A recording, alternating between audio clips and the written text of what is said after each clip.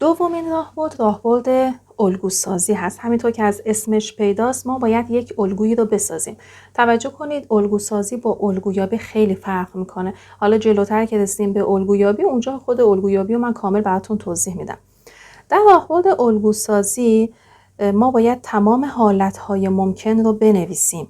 همه حالتها رو. و برای اینکه همه حالتها رو بنویسیم و هیچ حالتی هم از قلم نیفته ما باید اونها رو با نظم و ترتیب بنویسیم و همین دلیل به این راهبرد تفکر نظامدار هم میگن. حالا مثالایی که من میزنم خود مثالای کتاب براتون مثال میزنم شما بیشتر متوجه میشید. اولین مثال گفته دو عدد طبیعی پیدا کنید که حاصل ضرب اونها 24 باشه، حاصل جمعشون کمترین مقدار. عدد طبیعی بچه از 1 شروع میشه، 1 2 3 4. این 3 نقطه یعنی ادامه داره تا پایانی نداره. صفر جز عدد طبیعی نمیشه، اینو حتما توجه داشته باشید. خب من میخوام دو عدد طبیعی پیدا کنم که حاصل ضربش بشه 24. خب شما ممکنه ابتدا بگید خب 3 8 میشه 24، حالا بعد بیاین جمعش بزنید، بعد بگید خب 6 4 تا، بعد بگید خب حالا 2 12 تا. نگاه کنید بچه‌ها اینجوری شما هیچ نظم و ترتیبی ندارید. ممکنه یه مورد رو 2 بار تکرار کنید یا یکی از اونها رو کلا از قلم بندازید. به همین دلیل میگیم از راهبرد الگوسازی استفاده کنید. یعنی بیاین با یک نظم و ترتیب شروع کنید، اعدادی که ضربشون میشه 24 رو ابتدا پیدا کنید. خب من یه جدول میکشم. اینجا می نویسم عدد اول، عدد دوم، حاصل ضربشون، حاصل جمعشون. حالا این قسمت که حاصل ضربشون هم من نوشتم شما ننویسید هیچ مشکل نداره، فقط بگین خب چه عددی میشه 24. از چی شروع میکنیم؟ برای اینکه همه حالت ها رو بنویسیم از 1. چرا از 1؟ چون گفته عدد طبیعی. عدد طبیعی هم از 1 شروع میشن. خب میگیم یه چند تا میشه 24 تا؟ 24 تا. میشه چند؟ میشه 24. من این دیگه 24 رو کلی می نویسم برای همش. گفتم اگر اینو ننویسیدم هیچ موردی نداره. خب حاصل جمعش میشه چند؟ 1 به اضافه 24 میشه 25. بریم سراغ حالت بعدی. بعد از 1 بریم سراغ 2. خب میگیم 2 چند تا میشه 24؟ 2 12 تا. خب جمع بکنیم. 2 به اضافه 12 14. بریم سراغ حالت سوم. حالت سوم 3. 3 چند تا؟ 3 8 تا میشه 24. جمع کنید 11. میخوایم حاصل جمعش کمترین مقدار باشه. نگاه کنید همینطور داره کم میشه. پس من همینطور ادامه میدم. میرم سراغ 4.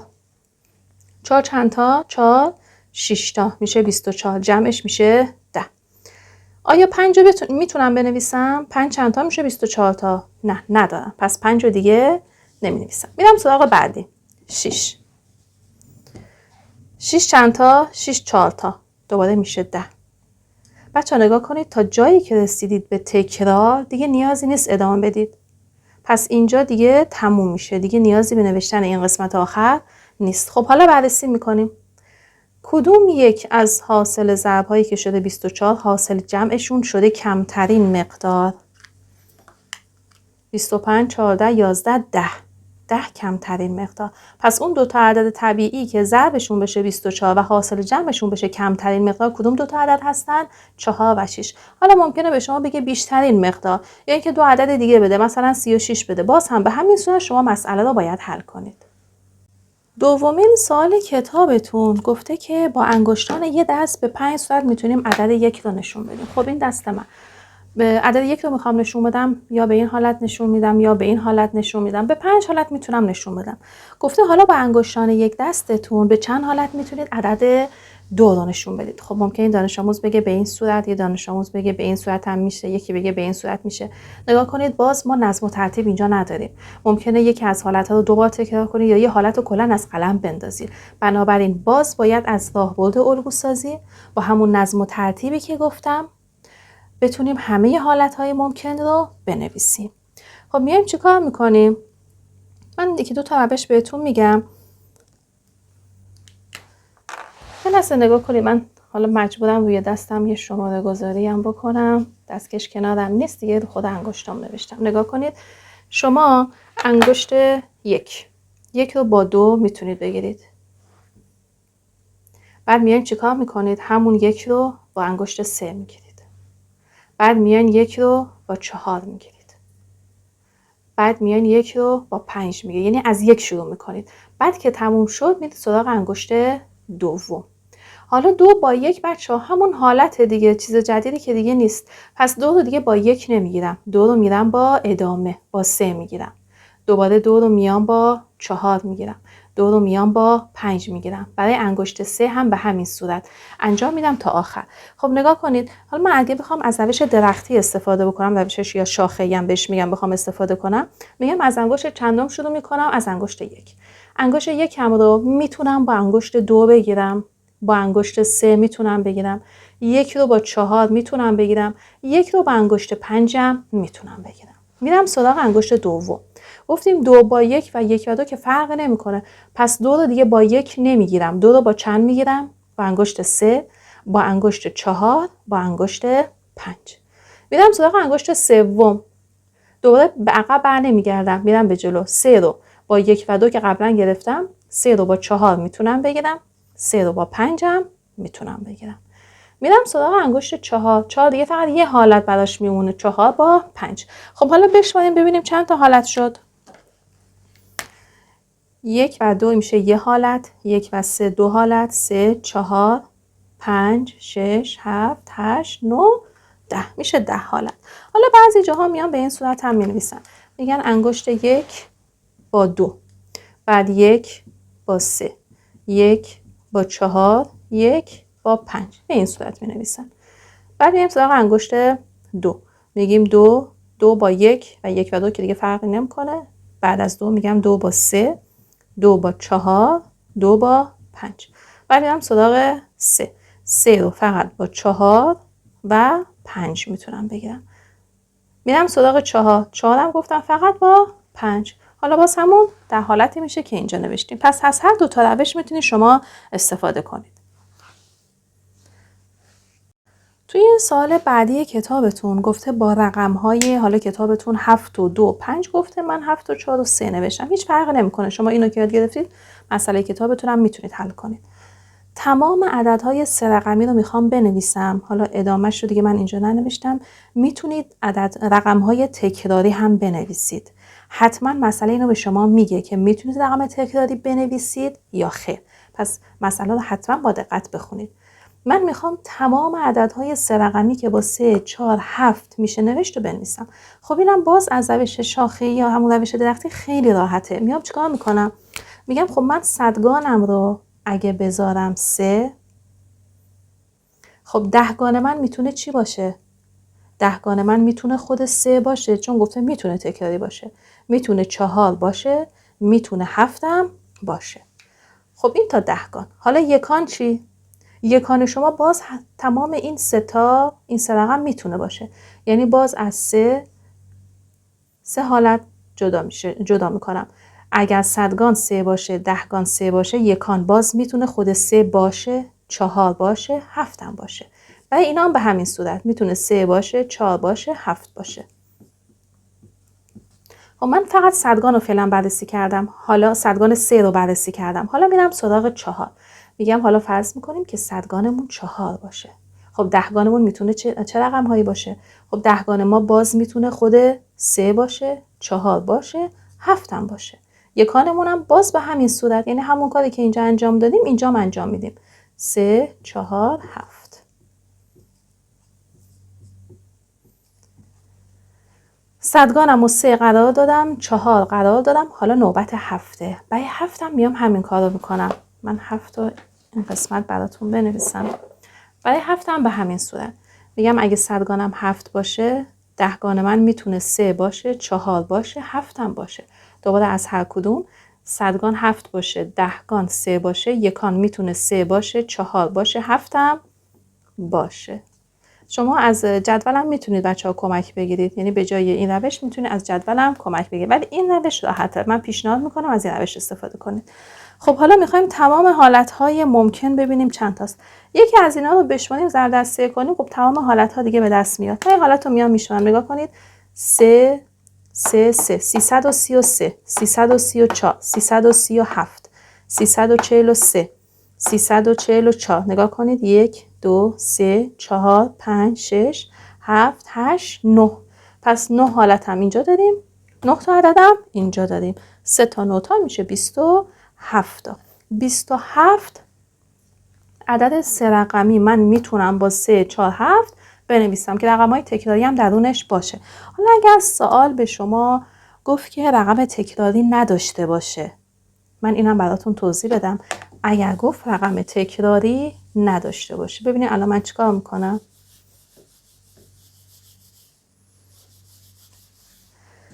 باز هم به همون صورت من میام ابتدا یکی از اینها رو برای صدگان انتخاب میکنم. صدگانم رو میذارم 3. ولی دهگان من دیگه نمیتونه 3 باشه چون موقع تکراری میشه. من میخوام الان بدون تکرار باشه، بدون تکرار رقم ها. 4 میمونه و 7. پس دهگانم یا 4 یا 7. حالا میام سراغ یکان. خب یکان من میتونه چی باشه؟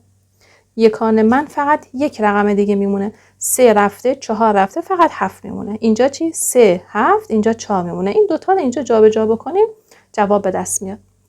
پس چند حالت شد برای صدگان 3؟ فقط 2 حالت. برای 4 هم به همین صورت. اگه صدگان 4 باشه، دهگان شما دیگه 4 نیست، 3 و 7. حالا یکان چی؟ 4 3، یکان فقط اینجا رقم 7 میمونه، اینجا هم 3. برای 7 هم به همین صورت 4 میمونه و 3 که اینجا هم دیگه جای 3 و 4 رو جابجا میکنیم. حالا شد چند تا حالت؟ میشه 6 تا حالت. پس اگر بدون تکرار باشه ما فقط 6 تا عدد 3 رقمی میتونیم بنویسیم. یه روش هم هست بچه‌ها، وقتی که میخواین تعداد، فقط تعداد رو به دست بیارین، دیگه رقم ها نیازی نیست بنویسید. یعنی این سوال فقط به شما میگه چند تا عدد 3 رقمی میتونید بنویسید، نمیگه تمام عددهای 3 رقمی رو بنویسید. اینجا چون گفته بود تمام عددها رو بنویسید من نوشتم. ولی اگر سوال به شما بگه فقط بگین چند تا عدده، این قسمت رو من حتما توی یک ویدیو کوتاه براتون آموزشش رو میذارم. و اما سوال آخر کتابتون گفته ما تعداد زیادی سکه 50 و 100 تومانی داریم. میخوایم ببینیم به چند حالت میتونیم کرایه 500 تومانی تاکسی رو پرداخت کنیم. خب باز هم نگاه کنید بچه‌ها، شما وقتی با این همچین مسئله مواجه میشین ممکنه بگین خب 5 تا 100 تومانی میدم. یه دانش آموز بگه خب من 3 تا 100 تومانی میدم، 4 تا 50 بهش میدم، میشه همون 500. اگر بخوایم به این صورت انجام بدیم ممکنه باز یه حالتی تکراری بشه و یکی از حالت‌ها دوباره از قلم بیفته. پس ما برای اینکه تمام حالت‌های ممکن رو بنویسیم و خیالمون دیگه راحت باشه همه حالت‌ها رو نوشتیم، هیچ حالتی هم تکراری نیست، میایم از راهبرد الگوسازی، یعنی الگو رو براش میسازیم، به ترتیب شروع میکنیم، با نظم و ترتیب تمام حالت‌ها رو مینویسیم.